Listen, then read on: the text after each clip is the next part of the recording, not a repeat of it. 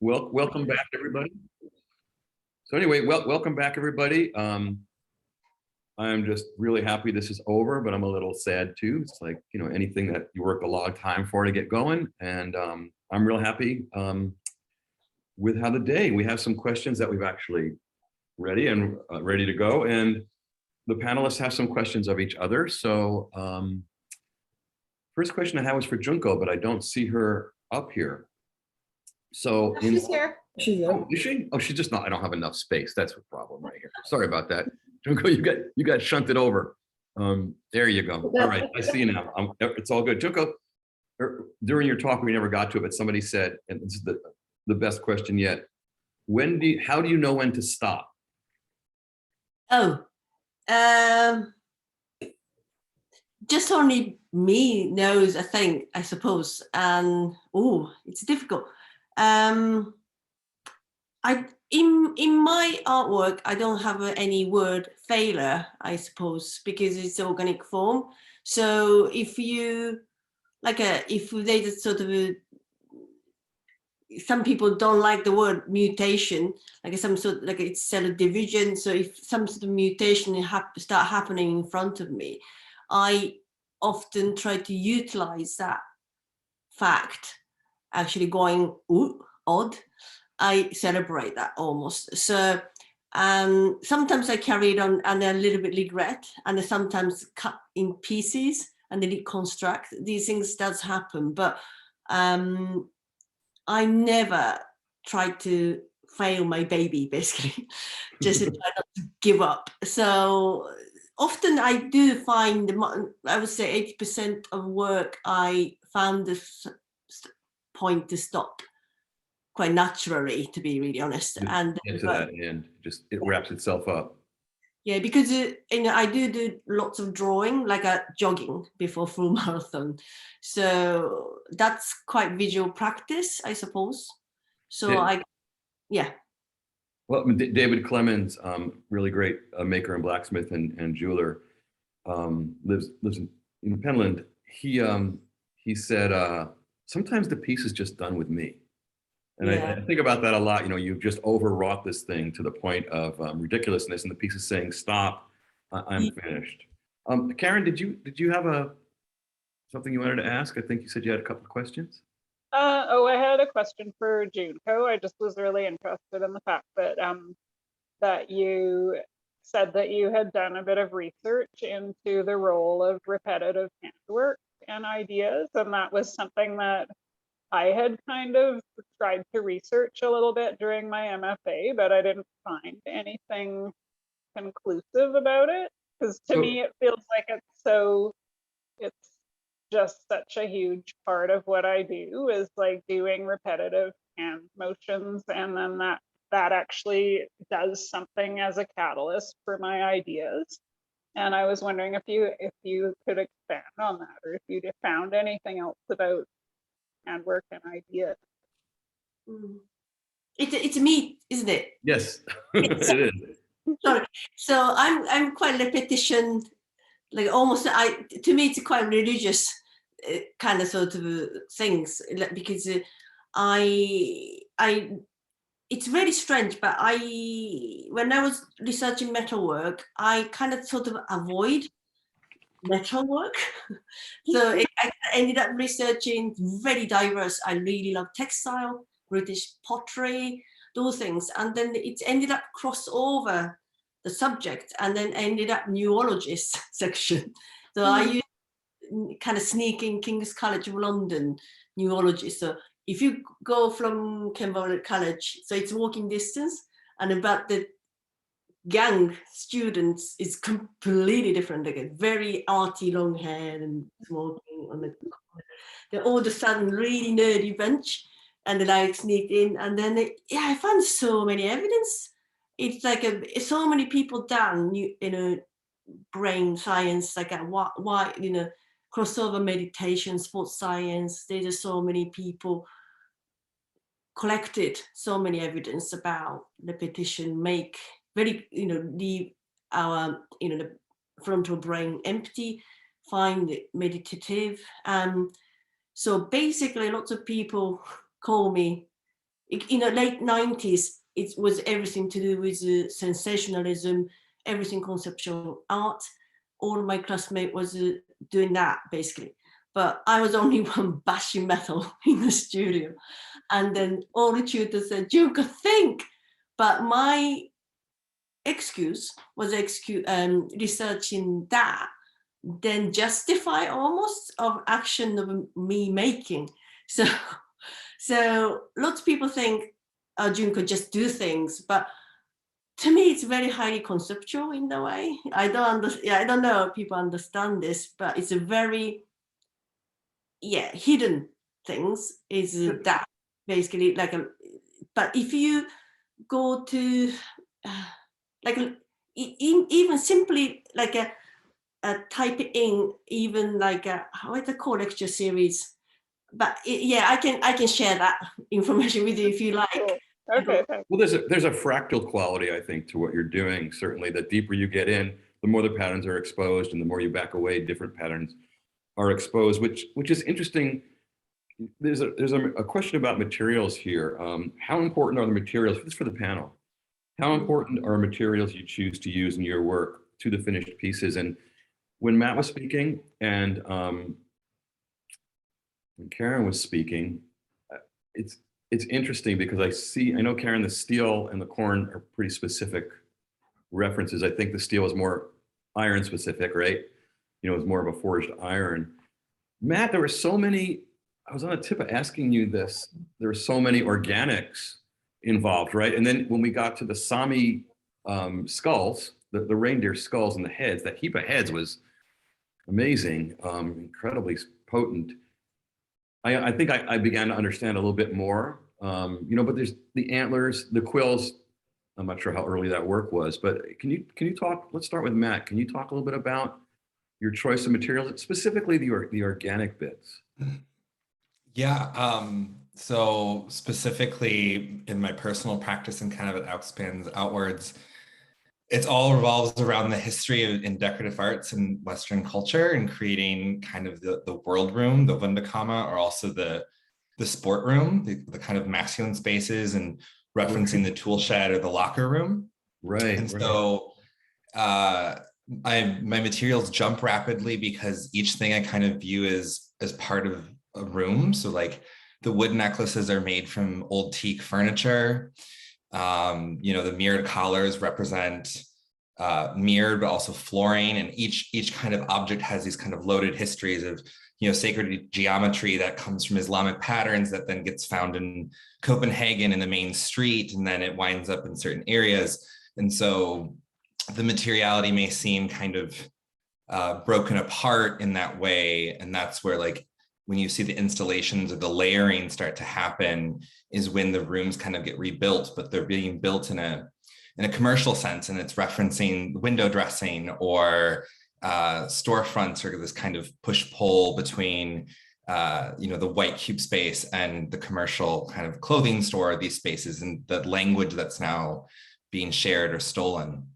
And so it's always this kind of push-pull, and that's when the portraits come in, right? Because you always have these kind of austere hunting portraiture, and the new work also is going to be pulling in still life.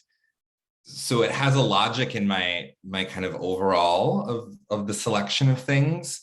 I grew up in Detroit 6 months, and I grew up in a protected forest in Canada for 6 months. And so that kind of juxtaposition of industrialization plus, forest reservation kind of gets me to those. Those are all materials that I'm also very comfortable with or familiar with. There's a binary there, certainly, right? But also very similarity in the forms of masculinity that exists. There's always this kind of proving, or the idea of machismo is kind of actually very similar in a way. The conquering of the environment, or the conquering of the thing, or the right. And then seeing that reflected in metal smithing, or I'm also trained in 1920s period coach car trimming, and like all those kinds of cultures are very also rooted in craft skill, but this kind of proving of oneself in certain spaces, especially in the Midwest, in Detroit, auto industry, moving metal, moving leather, furniture making. These kinds of things are Yeah, so I guess I'm more interested in like the idea or the movement, and then seeing how every material kind of can be pushed and pulled in that way. You know, it's funny because I asked you this before, and I wrote this question down when I first saw Junko's presentation a couple of weeks ago on the practice session. And you know, Junko, you said the art school sent you to the craft school, and the craft school sent you to the art school.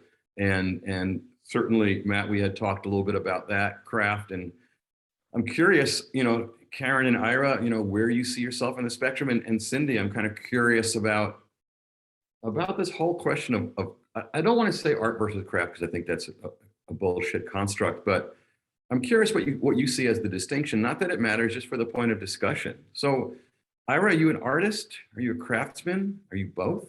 I'm a sculptor. What does that mean? I work in three That was a dimensions. stupid question. I work in 3 dimensions, any scale. But I do work in metal, and metal is the material that allows me to do the designs that I can think of, that I can imagine. I'm also of a skill level that I can pretty much build anything I can imagine, which is a real luxury these days. Yeah. To have the tools and the skill set to do that. I'm going to talk about something that I think I can't remember who said this, but somebody said something about the geometry. It was Matt. There's lots of different types of geometry that are inspirational. Medallions and Islamic, whatever. Yeah, whatever those. All the different geometries you work with. The human body has the most amazing geometry to me. You don't think of it as geometry, but when you work around it and you pull forms around it, the forms you get, the geometrical forms, while curvilinear, are still geometric. They have a symmetry to them. They have a way they fit together in really mystical, magical ways. So I look at the human body as everything right now as inspiration. No, that's interesting. I don't want to. I still want to come back to the craft question for Cindy, but just as an aside to seed the next question, it's interesting how each of you came down on the body. Matt, and I may be interpreting this wrong. You know, jewelry requires the body, right? Karen, you were like, well, the wall's the place for that specific jewelry. Junko, I think maybe it challenges the body. And Ira, I mean, obviously, you know, you are talking about the body. So I'm kind of curious how that all meshes together. But before we get there, I do want to hear Cindy's thoughts about craft. I'm not trying to sucker punch anybody. I am just genuinely. No. You may or may not want to hear what I have to No, it's say. absolutely fine. We'll just turn you off if we don't like the answer. You know, I was in graduate school in the early 90s, which was a time when there was a brief but very delightful pause in the wars over the question, is it art or is it craft? The shrill conversation. So I was trained, you know, not only in school, but through my various mentors in terms of curators to that really wasn't a valid question. And in my own curatorial practice, I am deeply respectful of the histories that have come out of the studio craft movement, and you know, the histories that are both media specific as well as more general and field-like. And I have the same respect for the various histories that come through painting or photography or what have you. As art objects, there's no difference to me, and I don't have a practice that works with hierarchies, and I'm very lucky because at my institution, we also don't believe in those hierarchies. So we exhibit craft objects with other craft objects and delve into the history of the media, specific media or the movement, but we also we have a whole 3rd floor of a building that is installed interdepartmentally so that one media is not privileged over another. It's about the dialogues between objects, the dialogues between artists, between ideas, however you want to look at it, whether it's formal or more philosophical. So I wish that I wish I never heard that question again the rest of my life. I think you picked the perfect answer, actually. But you know, Andy, I will say it still comes up, and it is you know, there are people who fought, you know, of certain ages who fought the really good and really hard fight to be respected, Right. And it is still a valid concern for them. Artists, curators, it's definitely a valid concern from the personal experiences of a lot of the kind of foundational collectors.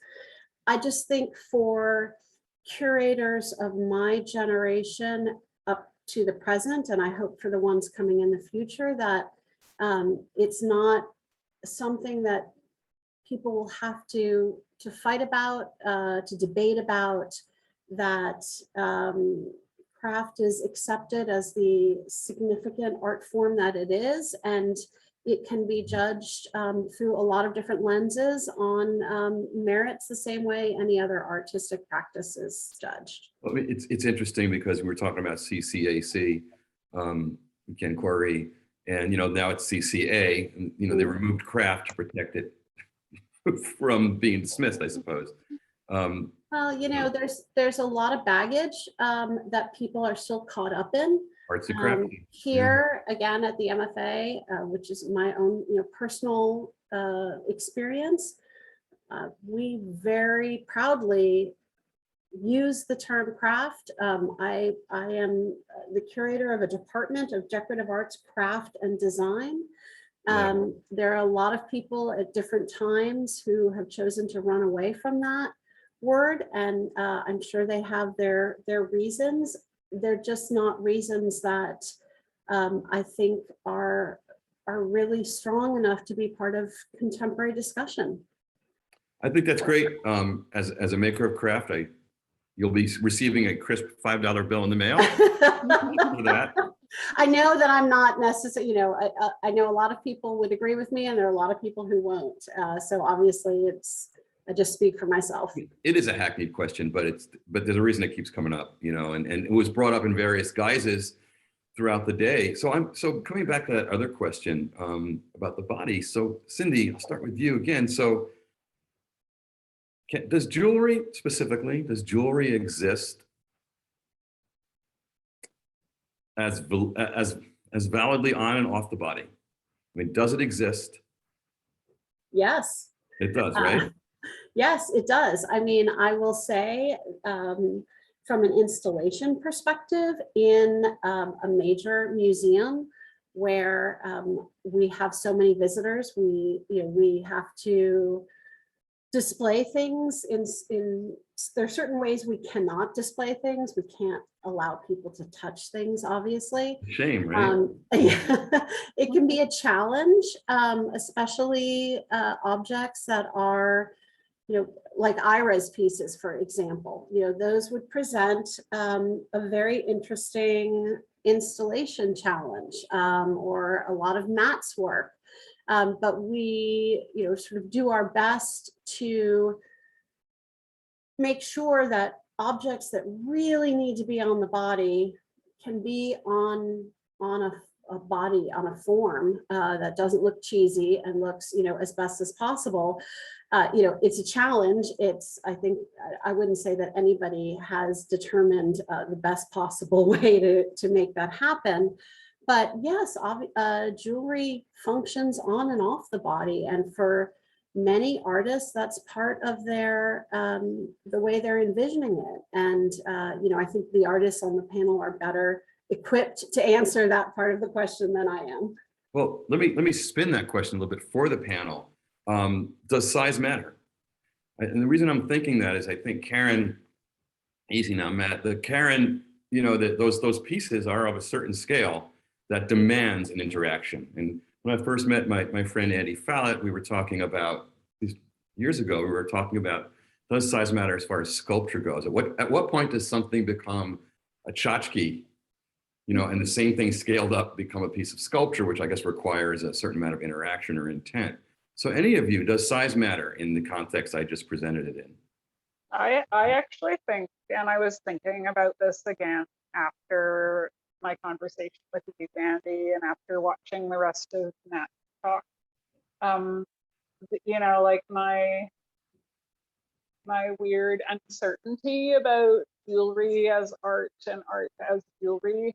I think a lot of it comes down to how the work is shown and how shows are curated with jewelry. Like I feel like I've seen a lot of jewelry shows, art jewelry shows that are not as rigorously curated as contemporary art shows. So it would be the curators like, oh, I want to show the world that art jewelry exists, and these are 5 or 6 artists that I love or something, instead of, okay, Yeah. these are all people talking about really political issues, or these are artists who are working specifically with the body, or is there a common thread besides the fact that it's jewelry? And I think in that sense, I saw an exhibition, a group show, not a jewelry show, just a general contemporary art show recently. And my favorite object in this show were just these tiny little figures in a display case that were like little toy figures of indigenous people. But the artist, and apologies, I can't actually remember her name, but they were completely beaded all the way around. So she had almost made these little sleeves for these figures with their eyes peering out between the beads, that it was so powerful and amazing. And yet they were like an inch tall or 2 inches tall or something. So I mean, and I think also the other thing that's kind of happened in art jewelry is that there's a trend towards really big, bold stuff. So a few years ago, I made a tiny hair brooch that I wanted to submit to this art jewelry show, and the curator, and I had seen photos of the other artists whose work was in it. But then when I gave her the physical object, she was like, why is it so small? And it was like, and then I realized that all the other pieces were actually quite massive that were in this show, but I couldn't tell because I had only seen photos off the body. Well, So it's funny because years ago, Nancy Warden curated a Mhm. show of Ken Corey's work, and I think the Pencil Brothers, at the Tacoma Art Museum. And everything, was about this scale, maybe the biggest is about that scale. And it was all, in a line, and each one had a magnifying glass on a chain hanging next to it. And it changed the course of how I think of things, because it really did allow things that to be almost dismissed. And it did bring you into the wall in a way, with larger scopes, you tend to move back so you can get a sense of it. And with this, you're just moving in. And I thought that was one of the most powerful things. I mean, Matt, do you have a sense of scale? Is there a magic place where scale communicates better or not? Yeah, I mean, even to backtrack a little bit, like when I even say that jewelry requires a body, it doesn't mean that jewelry has to be worn on the body or even be touching the body. It means I am up to the, I trained under Christoph Zellweger, like it's jewelry because they say it is. It involves or is in dialogue with a body. And so when it can be off the wall, I mean, I consider the body stretchers that I showed, that's jewelry in the way that I think of it, because it directly creates a connection or forces a viewer in a way, it summons a body. It doesn't mean that it has to be touched or worn. In regards to scale, I think it's like, yeah, there's somewhat of a trend to it, but Marjorie Schick was kind of one of my first big influences, and I was very fortunate enough that she kind of pushed me into grad school. And I even remember her saying, though, like, if I had to make the work I do now that I'm known for at your age, I don't know where I would show it, and I don't know what I'd do with it. So there is also a conundrum of this large work in jewelry that, like, Where does it is go? like where does that also go, or where does it fit? And I think there's a really interesting, exciting time in jewelry to go larger or smaller. But there's a sweet spot and scale for different things. Like the Anasara work, like it's intentionally referencing risku, which are the discs that are found in Sami traditional jewelry, and the protest badge. And those objects were really meant to be very carryable or worn, because the idea is to get the message out and to have it be worn in public space. The bigger objects for me are meant to challenge, like when I say jewelry, like, is this jewelry? Why is this jewelry? I say I work with the mentality, the vernacular of jewelry. I think we approach all of our work with and I think everyone here, when you even just writing with jewelry, I think there's a meticulosity and this kind of detail orientation that happens, that no matter what you make, that is present, and no matter what size it is. And so I'm never concerned about size or wearability. I don't want to get stuck in the wearability. I think if you can put it on once, it's wearable. That's good enough for me. But I'm kind of curious, especially for you, Matt, and I think Ira as well. Sorry, Jim Cohen, but where does jewelry as an object end and a garment begin? Because I was thinking that when I was watching your presentation, Matt. I mean, or like Nick Cave, right? I mean, is this a garment? Not that it matters. I'm just curious. I was an English major, so I asked these questions. Where does one end and one begin? What defines jewelry? What distinguishes jewelry from a garment, for instance? Anybody? I've got a good answer to that one. Yeah. Okay. Well, jewelry's worn on the body. Yeah. A garment, the body's worn inside. I don't see the distinction. Okay, I think there is one. When something's placed on top of the body, it's focused in this section on top of the body. When you put yourself into an object, it's a whole different experience. When you go on an amusement park ride, and it's a really sculptural ride, you're riding inside that sculpture. Okay, when someone puts on one of my pieces, it's a ride. You get into this thing, and it does something to you because of the scale of it. Whereas if it was small, you might be able to imagine yourself, as in jewelry, imagine yourself walking around or fitting into this little garment that could be this big and steel. But when it goes on you, it's a whole different experience. You are inside of it. That's the way I look at it. This is not a universal way of looking at fashion or anything like that, but it's the way I look at scale. And Matt, because the question formulated in my brain when I was watching your presentation. I mean, and maybe garment is wrong, maybe, and I don't mean this derogatorily at all. Costume in the broadest sense of the word costume.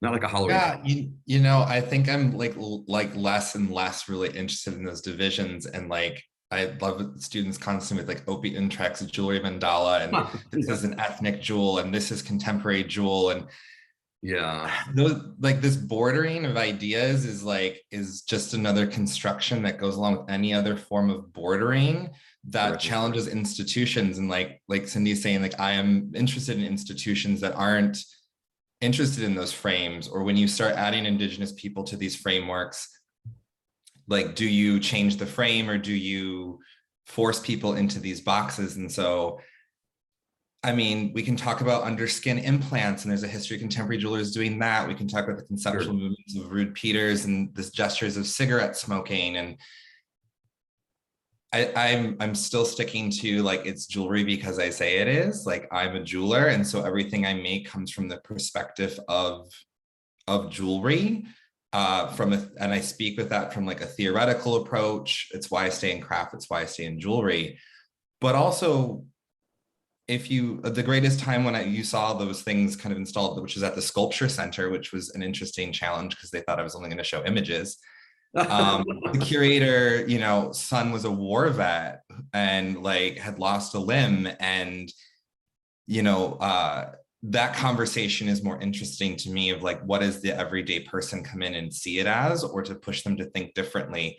I'm not so interested in the internal conversations of, boiling it down to like, what is jewelry, or what is contemporary jewelry, what is art jewelry, I left art history for those reasons. You can decide that when I'm dead. I don't want you to misunderstand me. It wasn't trying to No. I know. I'm saying, like, it's curious, really. My answer is it's jewelry because I say it is. That's If you fine. want to call it something else, I'm not offended by it. I'm just kind of curious, like, what costume, anything. Yeah, Cindy. Oh, well, I was just going to say, I want to circle back to the original question about scale, which is relevant to how people experience this work. I think that a lot of curators are afraid of small scale. I personally don't understand why, because it is just as possible to set up a really moving and strong installation using small scale objects as there are large scale objects. For me, the very best large scale objects will ask you to come and look close at them. Yeah. So you may see them from a distance more clearly because of their scale. And, and this is true for works that are on the wall versus, in a case versus on a body, however you're thinking about installation. But ultimately, as artworks, and I think the range of the kind of art that all of the artists make that are on this panel really speaks to this. You want visitors to come and to really look at the materials, look at the techniques, look at the aesthetics, bring their responses, their associations, their stories, their imagination to the work. I mean, some artists are very explicit about what they want you to see. Others are very much looking forward to the viewer's dialogue with it. But I think there has been a trend for, like, bigger is better. Yeah. And I am here to say that bigger isn't always better. There isn't, for me, at least what I see, and as a curator, thinking about installation, there's no sweet spot that I would say to any artist, look, you should be making works in this scale because they're going to be easier for the people to understand. Even if you're addressing issues of wearability, like, everything is valid, but people who make small scale work, go ahead and make small scale work. Don't feel the pressure to increase the scale because it's not always better. If that's what your vision is, fantastic, like, go for it. But create works, each one of you, on the panel, creates works that demand to be looked at up close, and they reveal themselves more on any number of levels. And frankly, I think that the works individually in your practices offer so much because of the very different scales that you're all working with, from intimate to grand. I think you should look for another $5 bill in your mailbox.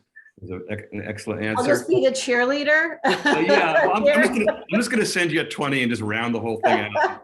Take care of some business. But it's funny because when we're talking, Ira and Junko, that's like, Ira, you said, several times, but look in here and you unfold this, and in here is this, and this, and it draws you in. And Junko, my gosh, you're like, you've got this. Now the work is about this big, right? For the ones I'm thinking of right now, and you see this thing as the whole. And as soon as you start diving in, I mean, there is like entire work, on my website, I have a whole statement about a drop of pond water, which you said as well. And I just was like, wow, it's true. And there's an entire world right here in this little tiny drop of pond water. And that's your work, right? In a sense. And I love that about it, that you were just getting drawn and drawn and drawn in, and it works. Ira, all of you, it works in and it works out, and it works in different ways for both of them. Now, I just want to not ignore the Q&A feature. So I do have a question for Matt and Ira. So Matt and Ira create work for the whole body that is about empowerment, but in different ways.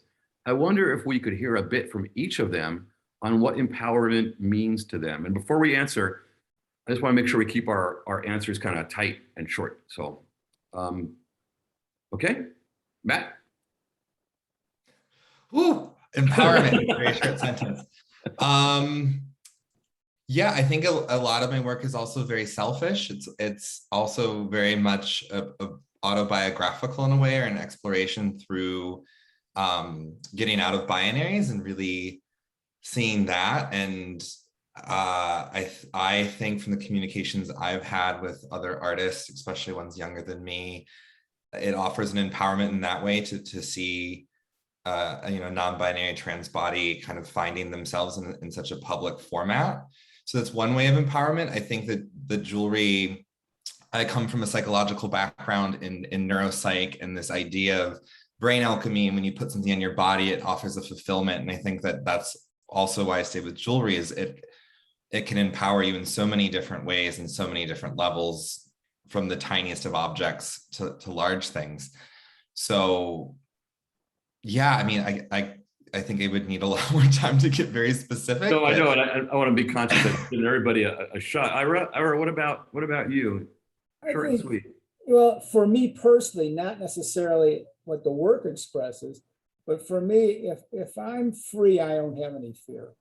I'm fearless. I can do what I want to do. I feel safe. I feel secure, and that's what I think freedom is for me. I mean, but is that and that's empowerment, because the question was empowerment. All empowerment for sure. And what about you, Karen? I mean, certainly your work, deals with questions of empowerment. That's a tough one. I'm sorry? That's a tough one, because I don't feel like the work that I've created, like especially body, the pieces, that's more about something painful. Like I don't feel that as. You're breaking up quite a bit. So. Oh, am I? Oh, yeah. Okay. That's okay. I mean, but I do think, you're reclaiming in a way, which I think is a form of empowerment, right? Mm-hmm. And I actually am working, like I'm developing something out of that series that's going to be using rusted steel, but it's going to be more intricate and closer to like really precious and valued European jewelry, but made out of rusted steel. And I feel like that's sort of a progression from, okay, these are crude objects that we have made from our restraints and torture implements, but now we're learning to do them in this style. We're learning to use the master's crafts, or what masters see as beautiful, and we're trying to insert ourselves into that and assert our power in relation to that. So I feel like this new series that I'm working on is probably going to be more about empowerment and less about that feeling of being oppressed. I mean, the chain is amazing. I was thinking about it with Matt, that you had a large like curb link chain there, standard chain, and there's chains, it's just such that can cut both ways in such a strange and uncomfortable way. I do have a question specifically for Junko. There is such a high level of organic complexity in your work. Your pieces almost look alive at times. How do you know when a piece is finished? That's that question again. So, I'm gonna tweak that a little bit, and I'm gonna say, and this is kind of a little like a rainbow and unicorn here, but I apologize to all the rainbow and unicorn people. Are you never mind, but does a piece come alive at some point? Is there a spark of ignition there? You mean when they make? Where a piece becomes animated in your mind, or vibrant, or not vibrant, but alive. Is there a life force that kind of starts to come in through it, you know, when you reach a certain density, when you reach a certain shape? Oh, that's interesting, isn't it? Ooh, yeah. There's always some point. It's start becoming. They have almost like an identity. It sounds again religious. So this is what I'm saying. This is my question. Yes. Yeah. So it's if it start growing form, all of a sudden they start speaking at me like I want to grow this way or that way, and it starts showing this kind of feminine side or masculine side. It's so bizarre, even like, without me thinking anything, just not trying like minimize the control of it. It just start growing. That's what I really exactly I want. Like almost like I'm just preparing the soil to grow some organic matter.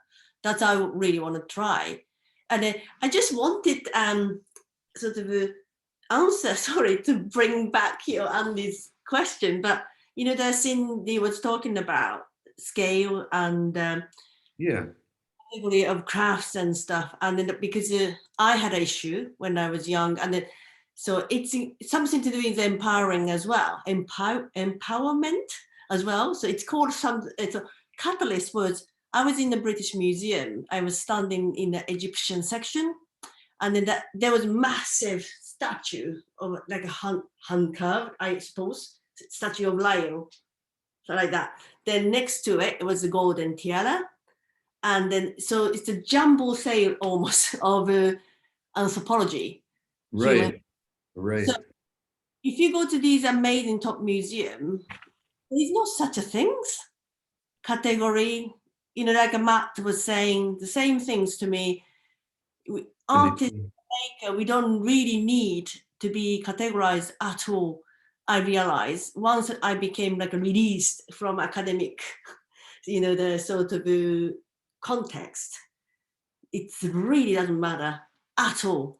Like you can, so I was standing in the museum, oh, I feel empowered, like these ancient objects around me speaking at me, Junko, just make whatever you want. So Well, that, yeah, that's really was that catalyst. So I think you know the hats off to these museum curators. Like try to make all these smaller or larger scale objects coexist in the same space, but speak at the audience as the same level, as loud as possible, even smaller objects or large objects. And then yes, Cindy, you're right. Like a contemporary art, you really have to be so careful how to curate these exhibition to spotlight. And you know these ancient objects, quite famous objects, so people naturally has a little bit knowledge, so it's okay. There's a foundation to understand each object, but if there's no such a thing, contemporary objects need to be explained a little bit by curators and artists co-curating these things. So a very interesting topic. You know, it's boring in a way. It's been talked about too many times, but I think next step is that so many debates has been done. So what to use this foundation next, and then to use that foundation, I think. So do you, you know, it just, to me, it's, you know, kind of like a topicality thing. So, you know, we're coming out of this, or we're going deeper into the pandemic. And I know, Junko, you were talking about being, you know, making things in reference that we've all been asked how we responded to it. And Ira, I was really curious, you know, you were talking, you know, some of your devices are distancing devices, or will keep you, you know, in proximity or out of proximity. I have really little interest in tackling that topic in my work, but I'm curious, you know, it seems almost tailor-made in a way, you know, a 6-foot distancer, a personal distancing, social distancing machine. Has that ever occurred to you or any of you? Well, there's two pieces right away that do that. One breaks down social distance, actually pulls you closer together. Remember the arbiter? The arbitrator that forces people to negotiate because they really want to be apart. Okay, so that plays that specific to COVID though, specific to the pandemic. Oh, to COVID? Yeah. as in the art that I do now, or I'm not sure of the question, Andy. Are you are you interested in tackling that as subject matter at all? Being that's it's current, it's powerful. Any of you? No, I don't think so. Hasn't hit me yet, but it might, You might get infected with the idea. Good word. Ooh, nice. Yeah, no, I have, again, like I said, a piece that I made like a one-off about 6 or 7 years ago, and it was actually using like these subcutaneous drips, like an IV tube that I was using for my ailing cat at the time. And so I made a piece out of that, and I'm kind of returning to that, not specifically to address COVID, but I feel like it might be a good time for it. Just thinking about medical devices and stuff like that. But again, it is also mainly because it's one of those pieces that still interests me all these years later, and I'm going to develop it into something. But Cindy, yeah, so that sort of, in a weird way, it does relate to COVID. Sure. Cindy, do you see institutions or collections interested in, or are we still just too close to it? Do we need some sort of distance to understand how it's affected us? You know, there are a lot of gallery shows that are being done throughout the world in many disciplines, but we'll focus on jewelry, you know, about artists' response to COVID. I think that it's too hard to judge the work depending for acquisition in a museum, depending on what kind of museum you are. If you are a museum that focuses just on jewelry, then sure, because it is something that brought the field and a lot of artists, you know, to a halt. Opportunities disappeared and energies were directed in a different way. Certainly there are history museums who are going to want work that addresses COVID. Something like the V&A's Rapid Response collection is going to be interested in COVID. For me, I feel like for an encyclopedic institution like my own, it's a little bit about the same way I feel about the flood of work that was made after 9/11. It was raw, it was immediate, it was cathartic, it was shocking, it was, you know, it encompassed all the emotions that were so present in the immediate aftermath, and COVID, we've all been and continue to still be dealing with it. But I think from an artistic perspective, as to how those works would fit into our larger jewelry collection, I need a little distance on them, because I'm also still in the throes of feeling those same emotions. And so it is harder to judge those works from a clear-eyed perspective without getting a little bit of distance on them. You know, in the world of making, we call it art or craft, was, you know, as a historian, was there a large reaction or discussion after the Spanish flu in 1918? You know, did work start to deal with that at all? Well, in its way. You know, in 1918, in the decorative arts and the design side, the Spanish flu, as well as World War I, arrested artistic development. You know, at that point, the Art Deco style was emerging in Europe. Those two events completely stopped it. So while we think of it, most people think of it as being a style of the 1920s, which reached its apex at the 1925 Paris World's Fair. It actually was emerging as a style many years earlier in the late teens, but you know, between these massive war and epidemic or pandemic, you know, things get arrested because everybody's life is thrown into a blender, and it just stops. So But later on, was there, I guess there wasn't really a specific look at that or discussion of it like there might be from this pandemic or 9/11. Well, not in the decorative arts. I cannot speak for, I mean, obviously photography was recording the effects in real time of the Spanish flu, prints and drawings and painting. There are many other fields that I have no doubt were dealing with it, and that art has made its way into collections, personal and public. So but in the decorative arts, off the top of my head, I can't really think of the same kind of response. The other As thing we- that Sorry, Karen, go ahead. the other thing that I think could happen, like when I look at this past year, I feel like there's been, because of a year ago or a year and a half ago, all the protests, the Black Lives Matter and everything coming to the forefront. There has been a lot of interest in work by Black artists. And Yes. so some friends and I have been invited to shows, and I feel like there's sort of a flurry of interest.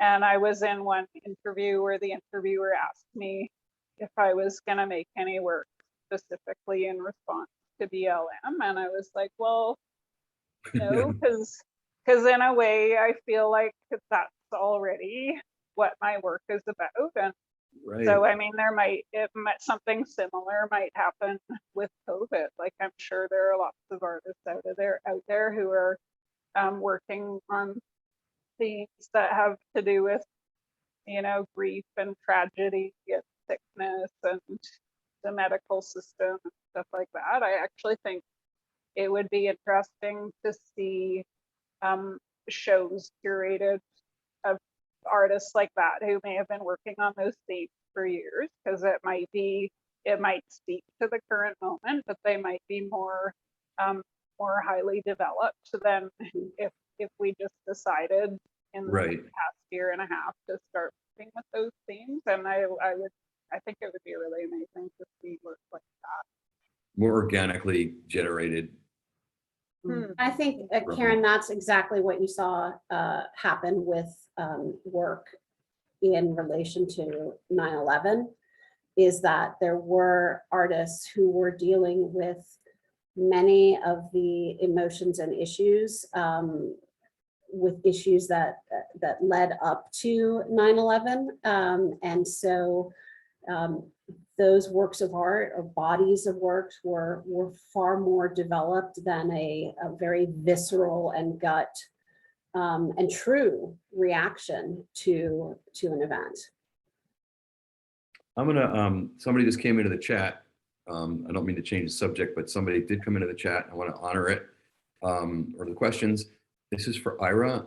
Have you ever made specifically medical devices? Have you ever been approached to make a medical device? Yes. Huh? Yes. Actually, I'm more repairing medical devices than an actual useful medical device. And that interest and fear of medical devices. I don't, me and shots and surgical tools don't get along too well. I find them creepy. And when I did that first collection of impenetrable devices, those are all stainless steel, and they all are influenced by medical technology. So mostly the not high tech, but mostly the mechanical technology of probably World War II and early 50s medicine. They were kind of beautiful in their construction. They cared about how they looked. When I was a kid, maybe some of you too, we built the Visible Man and the Visible Woman. Do you remember that? I loved it. Yeah, it was a clear plastic body, and you opened it up and you took out the lungs and the bits. And that's how I learned anatomy, basically. Not that I know a tremendous amount about it. And then I went to La Specula in Florence, the Natural History Museum, where they have 2 rooms of anatomical waxes from the Medici era. And the way there's a woman life-sized, made in wax, rendered in wax, laying on a silk pillow with all these ruffles, and she's pregnant, and the belly, you remove the belly, skin, and there's everything you'd expect, and they're all crafted out of wax. And she's laying so beautifully on this pillow, and she's wearing a string of pearls, which, you know, I just don't see any of that cross of like that thing anymore. You know, that's, you know, it's kind of like Art Deco versus Art Nouveau. No, Nouveau was a reaction to Deco. Is that correct, Cindy? Is it Opposite. was it the opposite? Okay. So it was the excess of Nouveau was kind of just distilled into Deco. Basically, they were just responding to that. Well, anyway, so is there any of you, we're running about out here. Does any of you have any questions for each other at this point that you're curious about, or that, I don't want to, you know, anything too intense, but is there any last questions? I have a question for Cindy, but go ahead, Karen. That's mine is more academic than artistic. So Yeah, and mine was just a quick, I had said at the beginning, I had a question for Matt, but I think it was more just like, I was really pleased to see your presentation open with like a discussion of like the functions of jewelry and what jewelry does and what jewelry is and everything, because those are questions that I think about a lot, and I'm probably going to go back and review it and think that. Thanks for that. Yes, thank you. That's actually an essay that I wrote for Athens Jewelry Week. So I do have it in print. Happy to send it to you. It's also available online. Yeah, I had a great fear of writing and discovered that I was dyslexic, and went back to do a theory degree kind of to challenge that. And I now love teaching writing and theory on the side for makers, because I think it's such a valuable tool to complexify our work rather than explain it, and to enrich it in other ways. And going back to, you know, we were talking about like how much do you rely on an object to speak. I think that we have all these other tools, and writing is another skill set just that you learn through craft, and it doesn't need to be didactic. And I think that, you know, poetry and fiction and all these things can be used, and we have all these amazing tools as makers that can just further enrich. So, but thank you. Super happy to hear that it's doing what I wanted it to do. Karen, I also want to just $5. make a plug for Matt's done some writing for Art Jewelry Forum, and they just published a terrific interview that he did with Brian Fleetwood.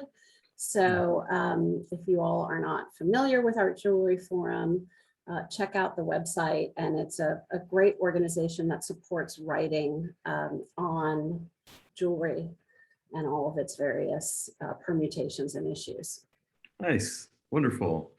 Ira, do you want to close up with a question for Cindy? My question to Cindy was, I'm always confused what the purpose of a curator is. You know, all right.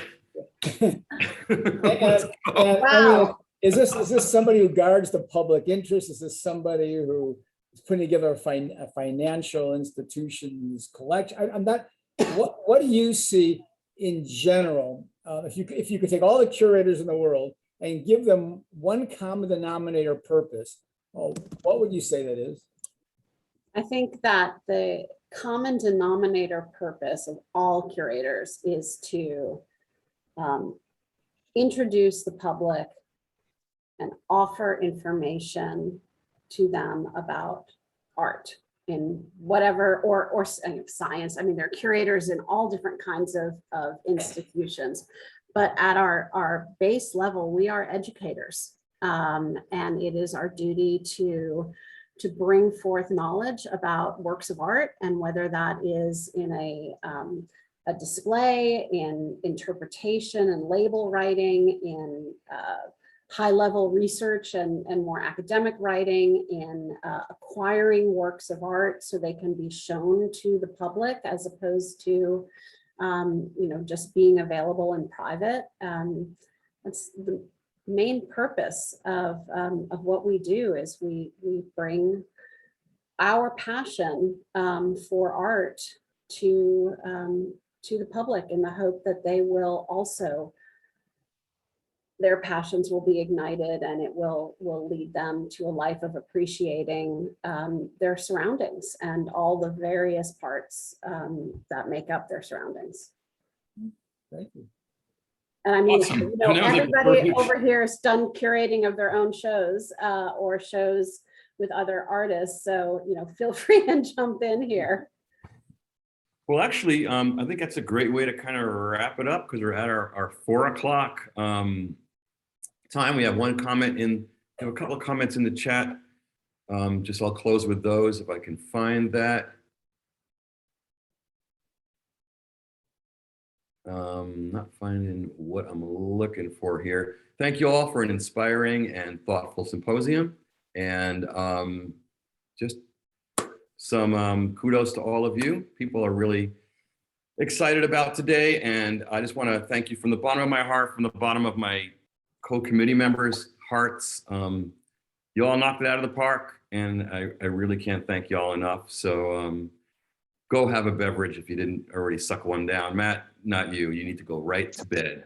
And Junko too. Oh, Oh, and Junko too. Yeah, Junko I may have my already be in tea. bed. The Okay. pillow is ready. Nice. All right. Hey, everybody. Thanks so much. I hope we can meet in person soon. Thank you. Thanks you for for Bye, having us. everybody. Good to Thanks meet so you. much. Good to meet you all.